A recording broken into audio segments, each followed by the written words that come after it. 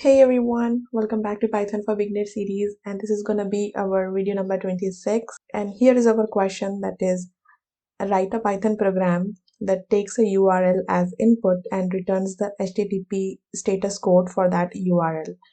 So for this exercise, we have to use the request module, which is a popular library for making HTTP request in Python. So let's see how we can solve this question. Okay, so I have already commented the question and here is our file. Let's import the request module. After that, we want the URL from the user. So let's write URL equal to input, enter a URL. Let's send the get request to the URL with the help of response will be the variable and request dot get will be our method to get the request, and we have to write the URL. Okay, now we have to get the HTTP status code from our response.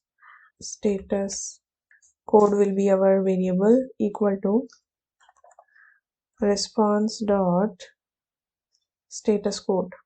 Let's print the status code with the help of our print function. HTTP status code, and we have to write our status code variable. So we are checking the status code, like HTTP status code for the URL. Enter a URL. Okay, the status code is 200. Great. Let's run the code again. Google.com. Yeah, the status code is 200. Great.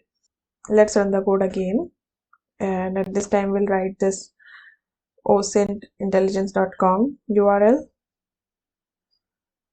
and yeah, the status code is 200. So this is just a demonstration how you can use the request module to get the status code of a particular URL. So just give it a try and let me know your thoughts on this in a comment section. And yeah, that's it for this video, guys. I hope you like it. If you did, then please share this video with your friends and your colleagues, and make sure that you guys are subscribing to my YouTube channel. We'll see you in my next video. Till then, take care and keep learning. Bye bye.